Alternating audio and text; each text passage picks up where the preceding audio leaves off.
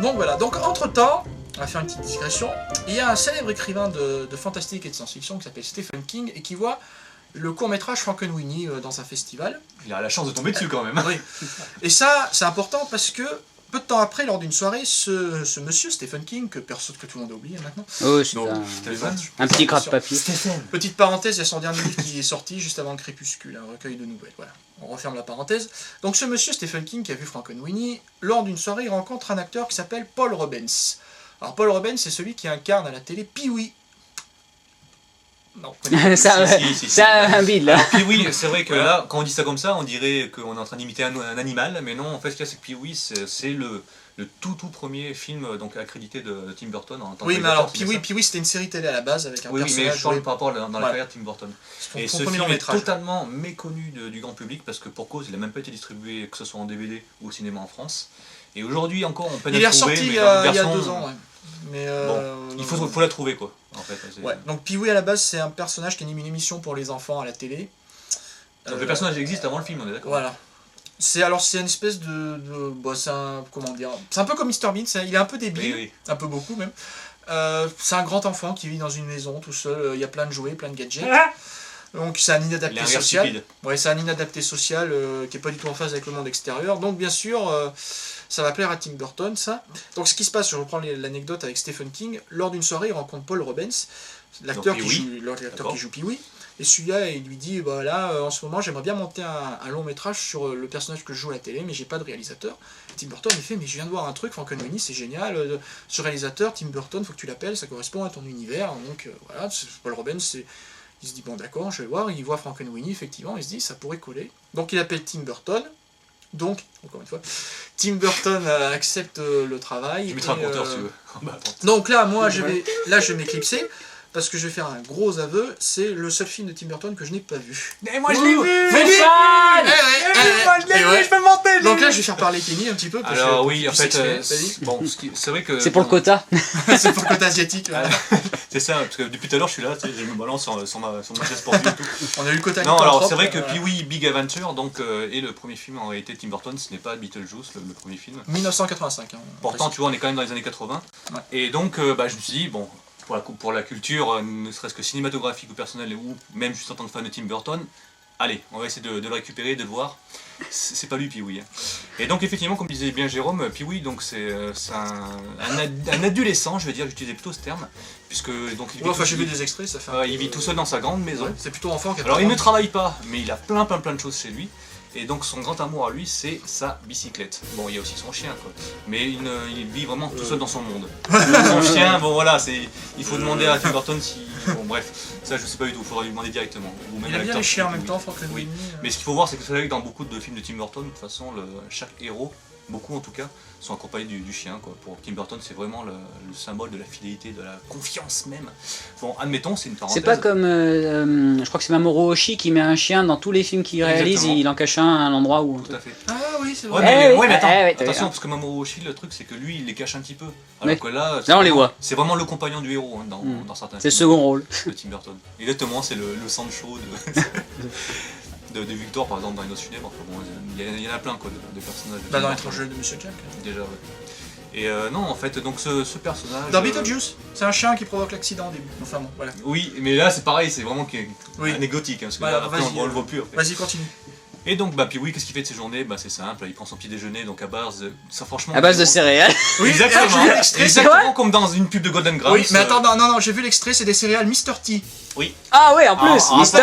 On voit un paquet de céréales Mr. T destiné, tu sais, comme dans le dessin animé qu'il y avait à l'époque. Ouais, Mr. T. Ouais, bien sûr. Et il y avait des céréales Mr. T, on les a pas eu en France, mais aux États-Unis, ils les avaient. Oh merde alors. Merde alors, on aurait été costaud et tout. Donc Pee-wee est un grand donc, fan de tout ce qui est de toute façon dessin animé et compagnie. Donc c'est un inventeur en fait. Il a plein de bordel. Oui, alors il y a un moment, il y a un petit clin d'œil. Moi ça m'a fait penser un petit peu au Goonies, c'est la scène du début quand ils vont chez Mickey, en fait, t'as tout un système qui ouvre le portail. Alors donc il soulève un seau par exemple. T'as une boule de bowling qui descend, ça descend dans le seau descend. Comme ça, et puis après il fait comme ça un bâton, etc. Il y a plein de gadgets qui font qu'à la fin ça ouvre le portail, enfin bon, un truc inutile mais super sympa en mise en scène. Et donc là c'est pareil, c'est pour avoir les C-Toast. En fait, Pee-wee, je sais plus trop comment il fait, mais en fait, t'as tout un circuit qui fait qu'à la fin, ça appuie sur le bouton du toaster et puis hop, c'est bon, on peut manger. Et donc, que fait Pee-wee de ses journées? Rien du tout. Il va toujours. Donc c'est un artiste qui vit en marge de la société. Artiste, je dirais. Enfin, inventeur, artiste, c'est pas. Ce que m'a fait penser, comme tu disais, il fait beaucoup penser au tout début à Mr Bean, parce que c'est vrai, il y a des moments dans ce monde, machin. Et surtout, il rigole toujours bêtement, il fait toujours. À la fin de chaque phrase, tout le temps. Je mettrai un extrait dans l'émission, vous allez voir. Alors, Mr Bean a-t-il copié? Alors, sachant que oui, ça existait avant Mr Bean. Alors, après, ce qui est différent entre Mr Bean et Pee-wee, c'est que Pee-wee, moi je le mettrais plutôt dans la catégorie. Oui, mais dans l'extrait que j'ai vu. À Anna Barbera, parce que Mr Bean c'est quelque chose plus anglais, burlesque. Mais dans l'extrait que j'ai vu Pee-wee qui marchait comme ça à un moment. Il faisait un geste un peu comme Mr Bean quand il marche. Ouais, mais non, ça c'est pas du tout pareil. Est-ce qu'il a copié? Et donc... Rowan Atkinson, si tu nous regardes, on veut une réponse. Est-ce que tu as copié sur Pee-wee? Si jamais tu vois cette interview, que tu la comprends, envoie-nous un mail.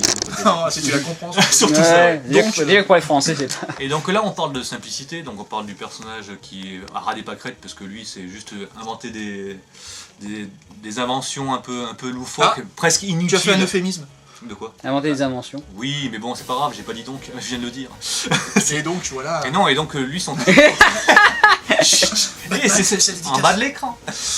Non, le truc, c'est que lui, il fait que ça. Il prend son vélo, il pédale, on sait pas trop où il va, mais il adore sa bicyclette qu'il a tunée. Non, ne fais pas ce jeu de mots. Bien avant l'heure. Et donc, on parle de simplicité, et en plus, j'utilise un mot depuis tout à l'heure assez redondant, un tic de langage. Mais tout ça pour dire que, forcément, personnage léger, intrigue légère. Qu'est-ce qui se passe dans la vie de notre cher Pee-wee? Il recherche sa bicyclette. Tout simplement, on va lui voler sa bicyclette dans son dos, elle va disparaître. Oh les salauds! Et il va tout faire, il va donc faire son possible pour la retrouver, donc il va braver vraiment tous les dangers possibles, se retrouver dans un camion avec un chauffeur fantôme, il va remonter le moral à une serveuse désespérée qui veut aller à Paris mais qui n'ose pas le dire à son fiancé qui est un géant. D'ailleurs, j'ai l'impression que c'est le même acteur qui joue dans Big Fish, faudra vérifier. Et puis ça me fait penser pas mal d'aventures pour au final forcément retrouver sa bicyclette. Je spoil un petit peu et devenir une star d'un film. Parce qu'un petit peu c'est le film. Mais il va la retrouver son vélo? Et oui, doucement. Simple. Merde, il va tout casser. Alors, que dire de mon ressenti par rapport à ce film? Alors, comme je disais à Jérôme en antenne, c'est un Tim Burton. Je vais lui enlever ça parce qu'il va tout casser. Mais non, mais... Oui, parce que c'est une collector de Berserk quand même. Non, donc Pee-wee Big Adventure, je dirais que c'est pas le meilleur film de Tim Burton, forcément c'est le début. Ce serait difficile de faire un chef-d'œuvre. Attends, on va y arriver après. T'inquiète pas, on est qu'au début, aux prémices comme tu disais. Non, mais sérieusement, moi je trouve qu'on ne retrouve pas tous les ingrédients encore de Tim Burton qui est, je dirais, encore en pleine préparation parce que je pense que le meilleur reste à venir avec le reste parce que bon. Voilà. Le reste à venir avec le reste. Ouais, c'est ça. Là, je fais des phrases mais vraiment carrées en fait. Mon ressenti, c'est quand même une grosse déception sur Pee-wee Big Adventure.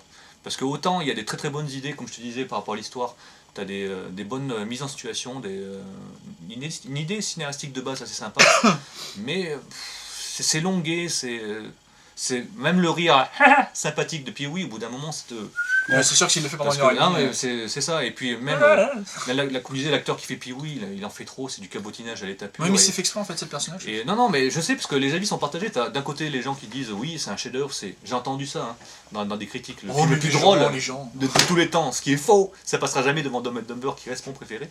Il y a Little Nicky aussi. Aussi, ouais, mais non, Pee-wee, je dirais que. Il a un petit peu disparu à cause d'un certain scandale, tu me disais. Oui, alors bon, attends, on va finir sur Pee-wee, donc l'acteur Paul Robbins. Donc il y aura une suite à Pee-wee, mais sans Tim Burton, en 88. Ça s'appelle Big Top Pee-wee, qui pour la petite histoire est réalisé par Randall Kleiser, qui est le spécialiste des suites inutiles. Il a fait Le Retour du Lagon Bleu et Grease numéro 2. Voilà, un réalisateur que tout le monde a oublié. Non, c'est pas lui. On l'a oublié, c'est tant mieux, bon voilà. Mais enfin, surtout, Paul Robbins, oui, il va avoir un petit scandale. Son émission pour les enfants, elle va s'arrêter net, parce qu'un jour, la police fait une descente dans un cinéma pornographique de Los Angeles. Ils ont que ça à faire, n'empêche. Et elle y trouve qui? Non pas Archangel qui vient de partir aux toilettes. Mais c'est pas aux toilettes. Hein. C'est le vieux dossier. Mais non, elle y trouve l'acteur Paul Robbins qui est en train de s'amuser avec sa chose dans un cinéma pornographique, ce qui est assez normal. Ouais. On va dans un cinéma pornographique pour s'amuser avec sa chose. Enfin, moi j'y vais surtout pour ça. Et bravo. Non, voilà. Donc bien sûr scandale aux États-Unis parce que comme il anime une émission pour pour les enfants, ça passe pas, et donc sa carrière elle va s'arrêter net. Juste à cause de ce scandale-là. Ouais, donc il fera quelques petits seconds rôles dans des films comme La Souris, je crois, en 1997. Que tout le monde se rappelle. Voilà. The Mouse. Mais il collabora avec Tim Burton sur... Un goodies de plus. Il est gay, hein. Vas-y. Mais qui est-ce il collabora Paul Rubens avec Tim Burton dans Batman Returns, où il joue le père du pingouin au début. Et aussi dans L'étrange Noël de Monsieur Jack, où il fait la voix d'un des petits garnements qui vont kidnapper le Père Noël. Voilà. Ah mais il fait juste... ouais mais c'est vite fait quoi, c'est furtif. Voilà.